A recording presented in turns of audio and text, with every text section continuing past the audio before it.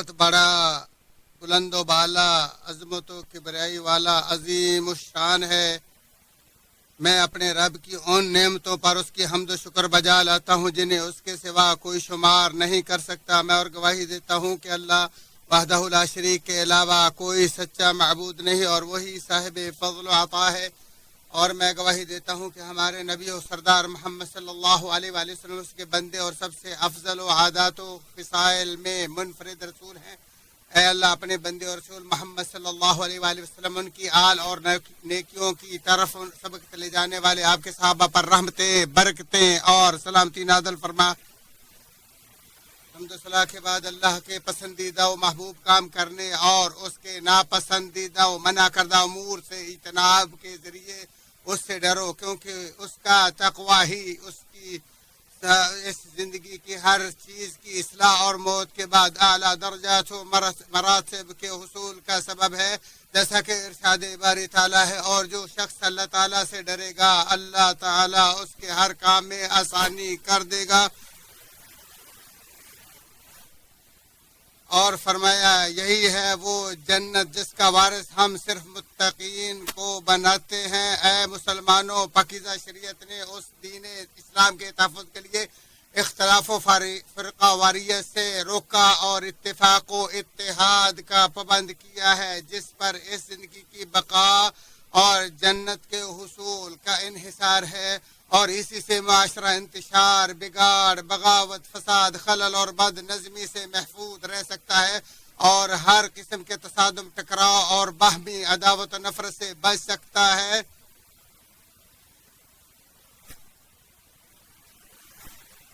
اور اسی دین سے ہی مفادات و منافع اور عام خاص ہر قسم کے حقوق کی حمایت اور امن و استحکام اور عدل و انصاف کی بقا ہے۔ اور انہی وجوہات کی بنا پر اللہ تعالیٰ نے تمام اختلافات سے منع کرتے اور الفت و محبت کا حکم دیتے ہوئے فرمایا، سب مل کر اللہ کی رسی کو مضبوطی سے تھام لو اور پھوٹ نہ ڈالو، اور اللہ کی اس نعمت کو یاد کرو جب تم ایک دوسرے کے دشمن تھے تو اس نے تمہارے دلوں میں الفت محبت ڈال دی اور تم اس کی مہربانی سے بھائی بھائی ہو گئے، اور تم آگ کے گڑھے کے کنارے پہنچ چکے تھے تو اس نے تمہیں بچا لیا۔ اللہ تعالیٰ اسی طرح تمہارے لیے اپنی نشانیاں بیان کرتا ہے تاکہ تم ہدایت پاؤ۔ اور فرمایا نیکی اور پرہیزگاری میں ایک دوسرے کی امداد کرتے رہو اور گناہ اور ظلم و زیادتی میں مدد نہ کرو۔ اور فرمایا مومن مرد اور عورت آپس میں ایک دوسرے کے مددگار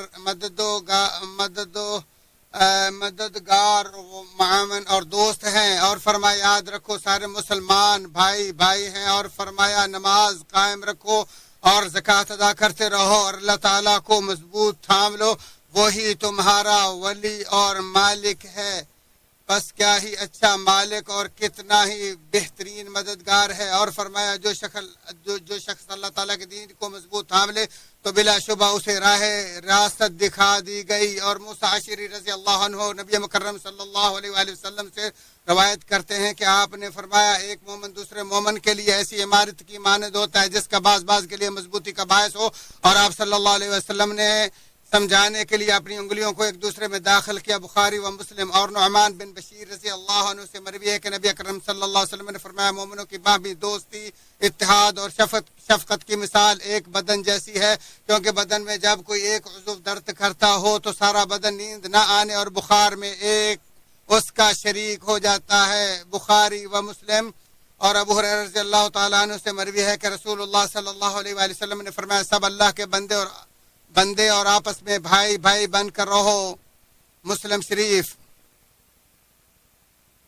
باہمی اتحاد و اتفاق، تعاون، ہمدردی، اجتماعیت، حق کی پشت پناہی اور اختلاف و تفرقہ بازی سے دوری، لوگوں کا وسیع سہارا، معاشروں کی پناہ گاہ، سب کے لیے مقام امن، دین کی طاقت، دنیاوی مفادات کا تحفظ، گمراہ کن فتنوں سے بچاؤ اور دشمنوں کے مکر و فریب اور نقصانات سے عافیت و سلامتی کا ضامن ہے۔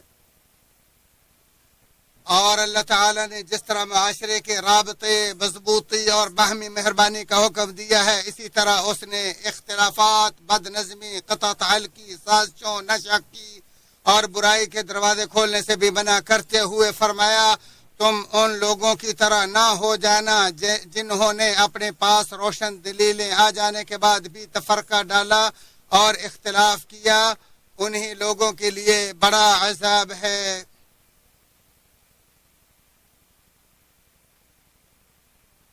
اور فرمایا آپس میں اختلاف نہ کرو ورنہ بزدل ہو جاؤ گے اور تمہاری ہوا اکھڑ جائے گی۔ اور فرمایا ان لوگوں کے مشرکین میں سے نہ ہو جاؤ جنہوں نے اپنے دین کو ٹکڑے ٹکڑے کر دیا اور خود بھی گروہ گروہ ہو گئے، اور ہر گروہ اسی پر خوش ہے جو اس کے پاس ہے۔ اور نبی اکرم صلی اللہ علیہ وآلہ وسلم نے فرمایا مسلمان کا بھائی ہے، لہذا وہ نہ اس پر ظلم کرے، نہ اس کو ذلیل کرے، نہ اس سے جھوٹ بولے، نہ اس کو حقیر جانے۔ اسی طرح مسلمان کی سب چیزیں جیسے اس کا خون، مال اور عزت آبرو دوسرے مسلمانوں پر حرام ہے۔ اسے مسلم نے ابو ہریرہ رضی اللہ تعالی عنہ کی حدیث سے روایت کیا ہے۔ اور آپ علیہ الصلوۃ والسلام نے فرمایا ایک مسلمان دوسرے مسلمان کا بھائی ہے، پس وہ اس پر ظلم نہ کرے اور نہ ہی اس پر ظلم ہونے دے۔ اس سے بخاری مسلم نے ابن عمر رضی اللہ عنہما کی حدیث روایت کیا، اور آپ علیہ الصلوۃ والسلام نے فرمایا ایک مسلمان دوسرے مسلمان کا بھائی ہے، لہذا وہ اس کے ساتھ خیانت نہ کرے، اس سے جھوٹ نہ بولے اور نہ ہی اسے بے یارو مددگار چھوڑے۔ اسے ترمذی نے ابو ہریرہ رضی اللہ تعالیٰ عنہ کی حدیث سے روایت کیا ہے۔ یہ سب رکاوٹ و ممانت ان حقوق کے ضائع کرنے سے ہے جن کا ضیاع مسلمانوں کی فرقہ وریت کا باعث ہے، اور نبی اکرم صلی اللہ علیہ وسلم کی وہ مفید ترین وصیتیں جو باہمی تعاون، ہم آہنگی، اجتماعیت کے احکام اور فرقہ وریت، اختلافات اور ایک دوسرے کو رسوا کرنے سے منع کرنے پر مشتمل ہے، اور جن میں دین و دنیا کی سب بھلائیاں جمع ہیں، ان میں سے آپ کا وہ فرمان بھی ہے جس میں آپ نے اپنے صحابہ کے لیے ارشاد فرمایا میں تمہیں اللہ سے ڈرنے اور امیر کی بات سننے ماننے کی وصیت کرتا ہوں، خواہ وہ کوئی غلام ہی کیوں نہ ہو، اس لیے کہ جو تم میں سے زندہ رہے گا وہ عنقریب بہت سے اختلافات دیکھے گا، تو تم میری اور ہدایت یافتہ خلفائے راشدین کی سنت کو لازم پکڑنا، اس پر ڈٹے رہنا اور دانتوں سے مضبوط پکڑے رکھنا، اور دین میں نکالی گئی نئی باتوں سے بچتے رہنا، اس لیے کہ ہر بدعت گمراہی ہے۔ اس حدیث کو ابو داؤد اور ترمذی نے عرباض بن ساریہ رضی اللہ عنہ سے روایت کیا، اور ترمذی نے کہا یہ حدیث حسن صحیح ہے۔ اور مسلمانوں پر اللہ تعالیٰ کی خاص مہربانی ہے کہ اس نے انہیں تمام فتنوں سے عمومی طور پر شدید تنبیہ کرتے ہوئے فرمایا اور تم ایسے وبال سے بچو کہ جو خاص کر صرف انہی لوگوں پر واقع نہ ہوگا جو تم میں سے ان گناہوں کے مرتکب ہوئے ہیں، اور یہ جان رکھو کہ اللہ سخت سزا دینے والا ہے۔ مفسرین کہتے ہیں یعنی ہر اس موذی فتنے کے اسباب سے بچو جو تمہیں بھی عقاب الہی کا شکار بنا دے، اور جس طرح پاکیزہ شریعت نے عام فتنوں سے ان کے نقصانات کی وجہ سے منع کیا ہے، اسی طرح ان خاص فتنوں سے بھی روکا ہے جو صاحب فتنہ کے ساتھ ساتھ دوسرے عام لوگوں کے لیے بھی نقصان کا باعث ہوتے ہیں۔ اس لیے شریعت نے ہر شخص کو جماعت سے الگ تھلگ ہونے سے منع کیا ہے، جیسا کہ ابو ذر رضی اللہ عنہ نبی مکرم صلی اللہ علیہ وآلہ وسلم سے روایت کرتے ہیں کہ آپ نے فرمایا جس نے جماعت سے ایک بلشت بھی علیحدگی اختیار کی تو اس نے اسلام کا قلادہ اپنی گردن سے اتار پھینکا۔ ابو داؤد اور ابن عمر رضی اللہ عنہما نبی اکرم صلی اللہ علیہ وآلہ وسلم سے روایت کرتے ہیں کہ آپ نے فرمایا میری امت گمراہی پر کبھی بھی اکٹھی نہیں ہو سکتی، لہذا جماعت سے جڑے رہنا، کیونکہ جماعت پر اللہ تعالیٰ کا خصوصی دست شفقت ہے۔ طبرانی شریف اور معاویہ رضی اللہ عنہ نبی مکرم صلی اللہ علیہ وآلہ وسلم سے روایت کرتے کہ آپ نے فرمایا جو شخص فوت ہوا اور وہ کسی امیر کی بیعت میں نہیں تھا تو وہ جہالت کی موت مرا۔ اسے طبرانی نے الکبیر میں روایت کیا ہے۔ ابو ذر رضی اللہ عنہ سے مروی ہے کہ انہوں نے عثمان رضی اللہ عنہ کو منا میں 4 رکعت پڑھنے سے منع کر دیا، پھر وہ آپ کھڑے ہوئے اور 4 رکعتیں پڑھی تو انہیں کہا گیا آپ نے جس کام کو امیر المؤمنین کے لیے معیوب کہا پھر اسی کو آپ نے خود کیا ہے، تو انہوں نے کہا اختلاف انتہائی سنگین و برا ہے۔ اسے احمد نے روایت کیا ہے۔ اور جن چیزوں کا شکار ہونے سے اسلام نے متنبع کیا انہی میں سے ایک دنیاوی فطروں میں الجھ کر اخروی اعمال سے لاپرواہی اور ان کو فراموش کرنا ہے، جبکہ آخرت کے لیے عمل کرنا اور دین کی بالادستی، مسلمانوں کی حاجت روائی، انہیں بھیک کی ذلت سے نکال کر بھلائی کے سب راستوں پر خرچ کرنے کے قابل بنانے کے لیے ہر نافع و مفید عمل کے ذریعے دنیا اور اس کی آبادی کی اصلاح کرنا ہی حقیقی کامیابی و کامرانی ہے۔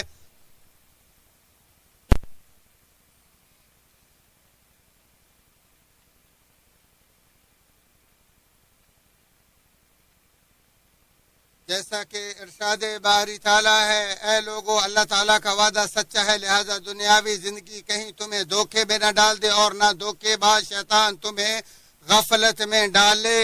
اور فرمایا دنیا کی یہ زندگانی تو محض کھیل تماشا، البتہ آخرت کے گھر کی زندگی ہی حقیقی زندگی ہے، کاش یہ جانتے ہوتے۔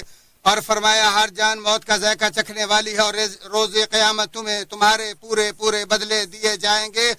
پس جب شخص کو آگ سے بچا کر جنت میں داخل کر دیا گیا بلا شبہ وہ کامیاب ہو گیا، اور دنیاوی زندگی تو محض دھوکے کا سامان ہے۔ اور حلال و حرام کی پرواہ کیے بغیر اس دنیا کے مال و دولت کے جمع کرنے پر لگ جانا دنیا دار کے لیے وبال جان، معاشرے کے لیے برا اور نقصان دہ ہوتا ہے، اور دوسروں پر ظلم و ستم اور ان کے اموال و حقوق پر زیادتی کے ذریعے جمع کی گئی دولت سے باہمی اختلافات پیدا ہوتے اور تعلقات کمزور پڑ جاتے ہیں۔ دنیاوی مال و دولت کے حصول کے لیے لالچ و عداوت پر مبنی مقابلہ بازی دلوں کے لیے کینے، بغض اور نفرت کا باعث ہوتی ہے۔ جیسا کہ عقبہ بن عامر رضی اللہ عنہ کہتے ہیں، رسول اللہ صلی اللہ علیہ وآلہ وسلم نے شہداء احد کا جنازہ پڑھا اور پھر ممبر پر اس طرح چڑھے جس طرح کوئی زندوں اور مردوں کو رخصت کرتا ہے، اور فرمایا میں اس حوض پر تمہارا پیش رو ہوں گا جس کی چوڑائی اعلیٰ سے جحفہ کے درمیانی فاصلے کے بقدر ہے۔ مجھے اپنے بعد تمہارے مشرک ہو جانے کا ڈر نہیں، لیکن ڈر یہ ہے کہ تم دنیا کے لالچ میں آپس میں لڑنے لگ جاؤ اور پھر پہلے لوگوں کی طرح تباہ ہو جاؤ۔ اسے بخاری اور مسلم نے روایت کیا ہے اور الفاظ مسلم کے ہیں۔ اور ابو سعید خدری رضی اللہ عنہ سے مروی ہے کہ رسول اللہ صلی اللہ علیہ وآلہ وسلم نے فرمایا بلا شبہ دنیا سرسبز و شاداب ہے اور اللہ تعالیٰ تم کو اس میں حاکم بنانے والا ہے، پھر دیکھے گا تم کیسے عمل کرتے ہو، لہذا تم دنیا اور عورتوں کے فتنے سے بچے رہنا۔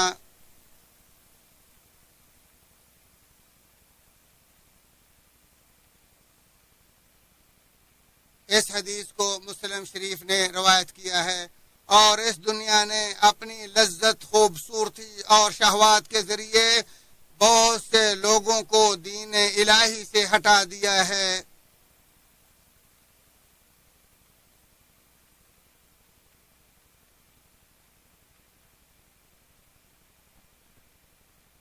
جیسا کہ ارشاد باری تعالیٰ ہے، اور کافروں کے لیے تو سخت عذاب کی خرابی ہے جو آخرت کے مقابلے میں دنیاوی زندگی کو پسند رکھتے ہیں اور اللہ تعالیٰ کی راہ سے روکتے ہیں اور اس میں ٹیڑھا پن پیدا کرنا چاہتے ہیں، یہی لوگ پرلے درجے کی گمراہی میں ہیں۔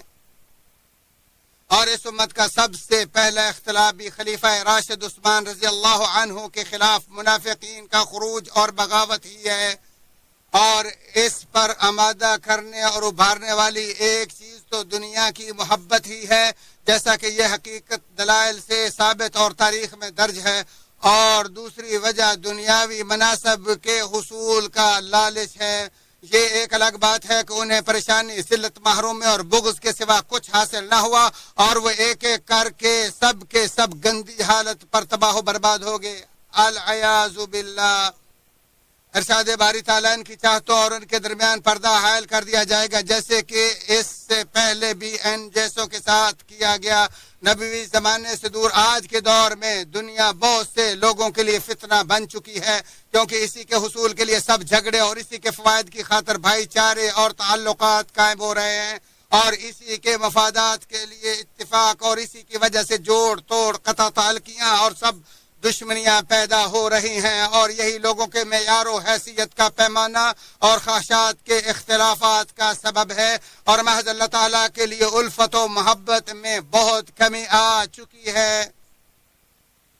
جیسا کہ ابن عباس رضی اللہ عنہما فرماتے ہیں، آج کل لوگوں کا عام بھائی چارہ صرف دنیاوی بیس پر ہی رہ گیا ہے، لہذا ایسی محبت کرنے والوں کے لیے کوئی اجر و ثواب نہیں۔ اسے ابن جریر نے روایت کیا ہے۔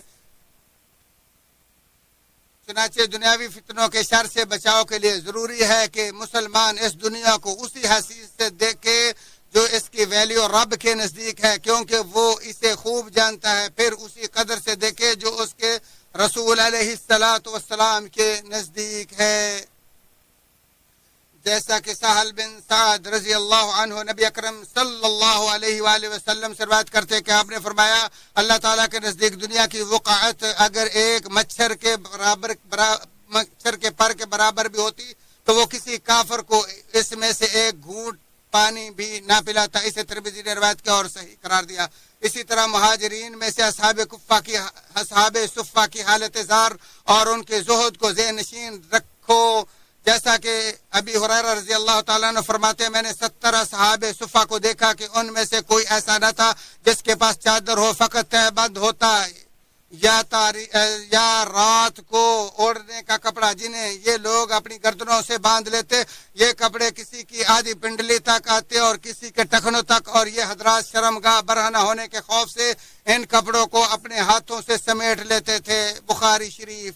اور ابو سعید رضی اللہ تعالیٰ عنہ سے مروی ہے، وہ کہتے ہیں، میں غریب و خستہ حال مہاجرین کی جماعت میں جا بیٹھا، ان میں بعض کی آڑ میں برہنگی کے سبب چھپتا تھا۔ اتنے میں رسول اللہ صلی اللہ علیہ وسلم تشریف لائے اور ہمارے درمیان آ کر کھڑے ہو گئے۔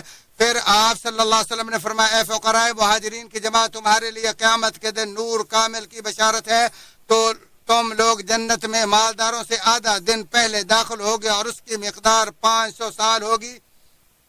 اسے ترمذی اور ابو داؤد نے روایت کیا اور الفاظ ابو داؤد کے ہیں۔ اور اے مسلمانوں کی جماعت، ان کی جہود کی بدولت ہی آج تم پر دنیاوی نعمتوں کی بھرمار ہے، لہذا تم اس پر اللہ تعالیٰ کا شکر ادا کرو اور اس کی عبادت کرو اور اس کی نافرمانی سے بچو، اور دنیاوی زندگی سے کنارہ کشی، لڑائی جھگڑے سے بچاؤ کا سبب ہے۔ جیسا کہ نبی اکرم صلی اللہ علیہ وآلہ وسلم نے فرمایا، تم دنیا سے بے رغبتی رکھو، اللہ تعالیٰ تم سے محبت کرے گا، اور جو کچھ لوگوں کے پاس ہے اس سے بے نیاز رہو، لوگ تم سے محبت کریں گے۔ اسے ابن باجہ نے سہل بن سعد ساعدی رضی اللہ عنہ کی حدیث سے روایت کیا ہے۔ نووی کہتے ہیں یہ حدیث حسن ہے۔ اور زہد سے مراد حرام چیز سے کنارہ کشی اور اس کا چھوڑنا، جو کچھ اللہ تعالیٰ نے تمہیں دیا ہو اس پر قناعت کرنا، آخرت کے لیے عمل کرنا، دنیا پر جھکنا، نہ ہی اس پر مطمئن ہونا جو لوگوں کے پاس ہو اس کے طمع سے اپنے نفس کو بنا کرنا، اور جو اللہ نے کسی کو عطا کیا ہو اس پر حسد سے باز رہنا ہے۔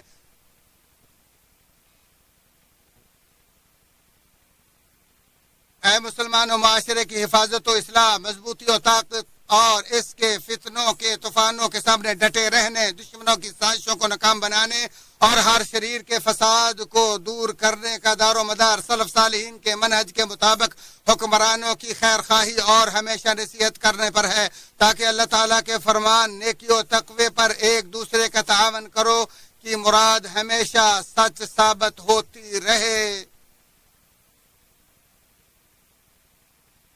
جیسا کہ آپ علیہ السلام نے فرمایا، اللہ تعالیٰ تمہارے لیے 3 چیزوں کو پسند کرتا ہے۔ وہ پسند کرتا ہے کہ تم اس کی عبادت کرو اور اس کے ساتھ کسی کو شریک نہ کرو، اور اس کی رسی کو سب مل کر مضبوطی سے تھامے رکھو اور پھوٹ نہ ڈالو، اور جسے اللہ تعالیٰ تمہارا حاکم بنائے اس کے ساتھ خیر خواہی کرو۔ اسے مسلم نے ابو ہریرہ کی حدیث سے روایت کیا ہے۔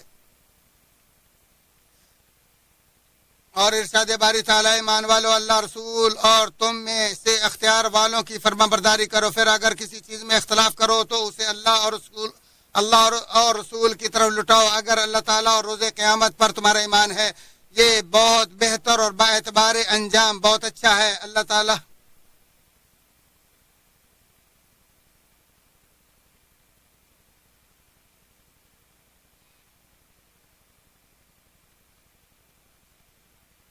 جب بھی اختلاف ہو تو اللہ اور اللہ کے رسول کی عدالت میں اپنا فیصلہ لے جانا چاہیے. اللہ تعالیٰ میرے اور تمہارے لیے قرآن عظیم کو بابرکت کی آیات و ذکر حکیم کو نفع بخش بنائے اور ہمیں سید المرسلین کے طریقے اور درست بات سے فیضیاب فرمائے. اسی پر اکتفا کرتے ہوئے اپنے تمہارے تمام مسلمانوں کے لیے تمام گناہوں کی اللہ تعالیٰ سے بخش طلب کرتا ہوں. تم بھی اسی سے بخش طلب کرو، بے شک وہ بخشنے والا مہربان ہے. زبردست، غالب، با حکمت، با کمال حکمت والے، انتہائی بردبار و مہربان اللہ کے لیے تمام تعریفیں. میں اپنے رب کی ان نعمتوں پر اس کی حمد و شکر بجا لاتا ہوں جنہیں اس کے سوا کوئی شمار نہیں کر سکتا، اور میں گواہی دیتا ہوں کہ اللہ وحدہ لا شریک کے علاوہ کوئی سچا معبود نہیں اور وہی علی العظیم ہے. اور میں گواہی دیتا ہوں کہ ہمارے نبی سردار محمد صلی اللہ علیہ وسلم اس کے بندے اور وہ رسول ہیں جن کے ذریعے اللہ تعالیٰ نے راہ راست کو روشن کیا.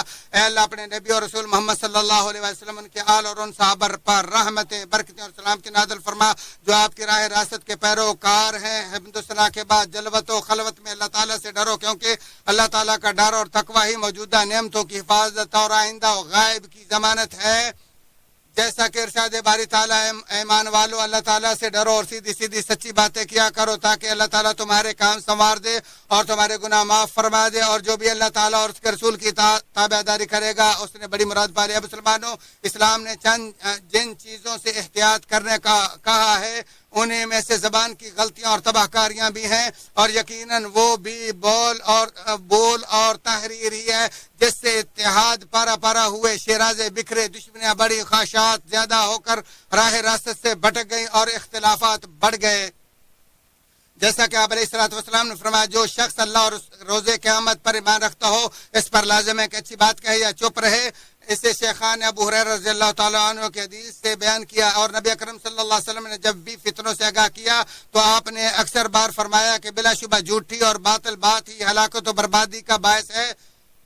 تو آپ نے فرمایا ان فتنوں کے بارے میں زبان چلانا تلوار کے وار سے بھی زیادہ سنگین ہے.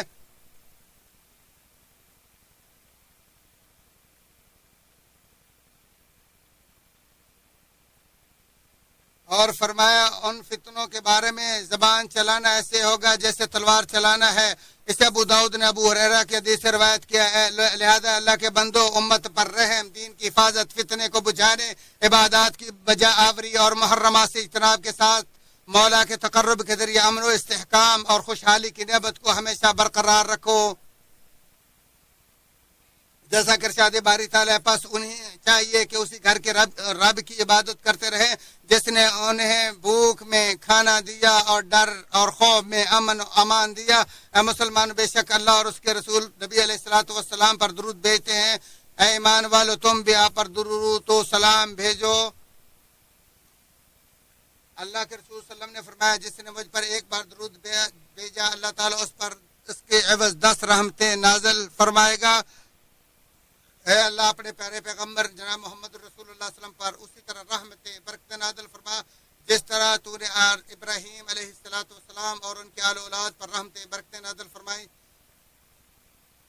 یا اللہ تمام صحابہ سے راضی ہو جا اور بالخصوص خلفائے راشدین ہدایت یافتہ ابو بکر، عمر، عثمان اور علی سے راضی ہو جا، اور اسی طرح باقی صحابہ سے بھی راضی ہو جا. اللہ ان تمام پر اپنی رحمتیں اور برکتیں نازل فرما اور ان کے متبعین پر اور قیامت تک نیکی میں ان کے پیروکاروں پر رحمتیں برکتیں نازل فرما. یا اللہ صحابہ اور تابعین سے راضی ہو جا. یا اللہ ان کے ساتھ ساتھ اپنے فضل و احسان سے ہم سے بھی راضی ہو جا. اے ارحم الراحمین، اے اللہ اسلام اور اہل اسلام کو عزت عطا فرما، قیامت تک ان کو غلبہ عطا فرما. اے ارحم الراحمین، اپنے رحمت کے فضل بدلے عوض طفیل اسلام کے دشمنوں کے پروپیگنڈوں کو، سازشوں کو ناکام بنا. یا اللہ ان کے سازشوں اور پروپیگنڈوں کو اسلام کے خلاف جو کر رہے ہیں ان کو باطل کر، ان کو تباہ تباہ برباد کر، جو اسلام کے خلاف سازشیں کرتے ہیں. بے شک اے اللہ آپ ہر چیز پر قادر ہیں. یا اللہ بدعت کو ذلیل و رسوا کر دے، جو تیرے دین کے مخالف ہے، اور جو شریعت تو نے نازل کی، جو اپنے پیغمبر پر نازل فرمائی، جس کو اپنے مخلوق کے لیے تو نے پسند کیا، وہ بدعت اس کے برخلاف ہے. یا اللہ جو بدعات دین کے خلاف ہے اس کو ذلیل و رسوا ہمیشہ کے لیے.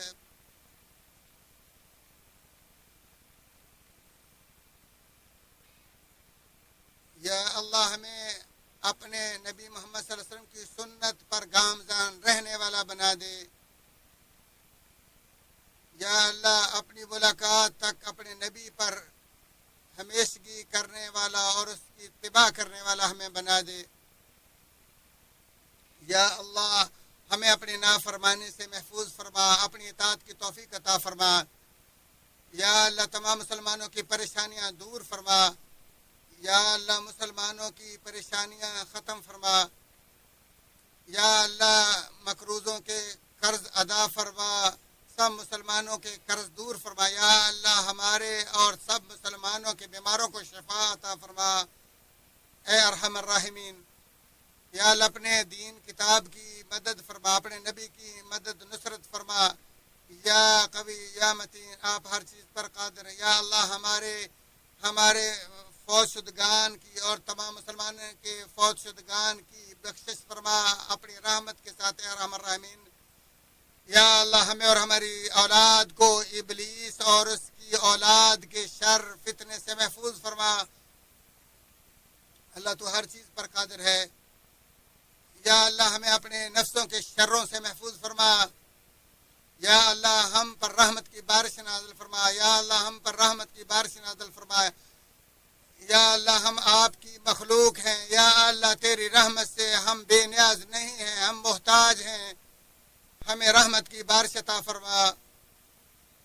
یا اللہ خادم الحرمین شریفین کو اپنی پسندیدہ اور محبت کے کام کی توفیق عطا فرما. ان کے کام اپنی رضا میں ان کو توفیق دے آپ کی رضا کے کام کرنے کی.